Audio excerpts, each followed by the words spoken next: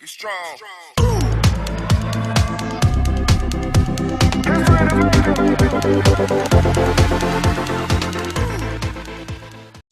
Well, there's one thing I've learned, Damo, in all my years living in Melbourne is how quickly the weather can change.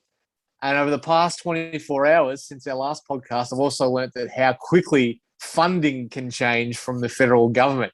It's a warm welcome to you, Damo. Yeah, geez, the weather has changed. The guns were out yesterday, and today I've got the Yes. jumper on again. So great Melbourne weather. But yeah, I think Scotty Morrison must be listening to the Triax Performance podcast Yes. because after our discussion about the pay disparity between the Olympians and the Paralympians, there was a nice Yes. little press conference announcing that the federal government is going to fund the Paralympians. So I didn't Yes. realize our reach was that wide and far, but geez, we've really come a long way, haven't we, at the Triax team? Well, absolutely. You never know the power of the algorithm, do you, Damo, and where that reaches to. And obviously reached Canberra pretty quickly yesterday. And it was with a sense of irony when I saw that on the news, basically after we'd posted the video that we put up about the lack of consistency in the payment between Olympic and Paralympic athletes. So it was quite a turn of events, wasn't it? Very big turnaround. So yeah, I'm just pleased with the pulling power that we have here at Triax, but also that the pay equality has been put in after such public uproar, really, about it. Do you reckon your outfit in yesterday's podcast had anything to do with it? The fact you had the guns out might have been a bit of an influencing presence on the federal government and the allocation of funding, perhaps, particularly after all the push-ups and the beach weights you were doing. A bit of an enforcer-like look, do you think? Yeah, a bit of a standover man. That's what it sort of felt like. So maybe that stemmed through to Canberra and you got the job done. Well, I don't want to get too political, but I think it might be just good for ScoMo to talk about something other than COVID to get some brownie points from the voters. Yes, so I think that might have been part of it as well. Absolutely. Oh, on a serious note, welcome back to the podcast as well. It's a quick turnaround between podcasts, but we were pretty passionate about the cause that we spoke about in the previous episode about Paralympians not getting the same amounts of, or not getting any bonuses for winning medals compared to the Olympians. So it's a pretty good result, I feel like, Damo, that this has happened, and it's happened during the Paralympics as well. It wasn't like an afterthought, a couple of months after the fact. It happened during the Paralympics, and as you said, the weight of public outcry, I reckon, came and basically gave us this result, which is pretty promising. Yeah, I still hope that it was done for the right reasons. Not just as sort of a publicity stunt. Obviously, there's plenty going on in Australia and that the government's probably trying to deflect away from. But the masses have spoken. There was so much going on. Like there's still GoFundMe pages running with sort of like $500,000 in there. So if the government's now going to pay the medalists, hopefully that money does make its way to the Paralympic Committee and can be used in other ways as well to help with funding and training for the next Olympic cycle. It is a quick turnaround. So it's good to see that there is that equality and the funding's being provided for the medalists. But as I said, it'll be really nice to see that money go into Paralympics. And looking after those other athletes that haven't actually won a medal that still require funding. Yeah, and that's also a really good point as well, is that obviously it's a great result for the Paralympic medalists that will win a medal and will get a bonus. But as you said, for those that haven't, there's still an issue of funding there, isn't there, of course? And the disparity between funding from both AOC and Paralympics Australia. Yeah, that's it. So if they can use what they've done from the public jumping on board to sort of help out a little bit and do that little bit for them, I think that's the best outcome that could come from it.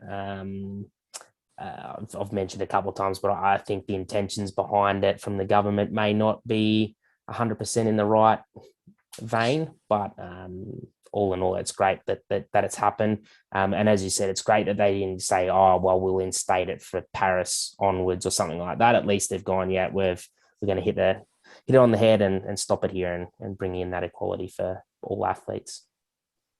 Yeah, for sure.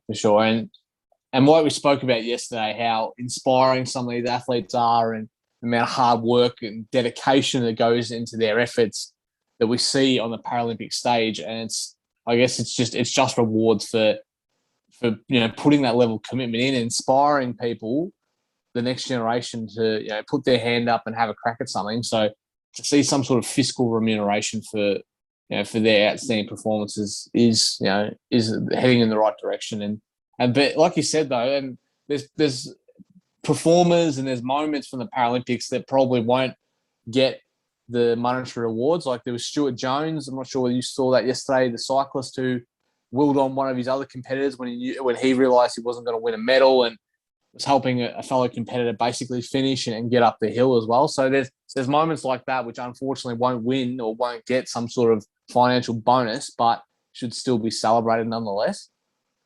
Yeah, I think the one thing is that it's the Paralympics is such, it's more wider reaching than just about these medal bonuses. Like you said, it's about the Olympics with all its coverage is about inspiring the next generation of athletes and hopefully getting them into those sports, swimming, athletics that may not be as widely received for junior athletes. The Paralympics is just as much about that inspiring that next generation of,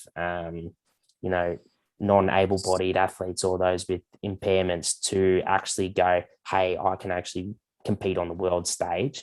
And knowing that there's support and networks out there for them to get into those sports and aspire to those dreams. I think it's been great. The amount of coverage that the Paralympics has got has increased significantly.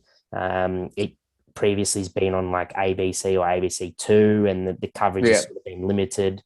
Whereas at least now it's been on 7.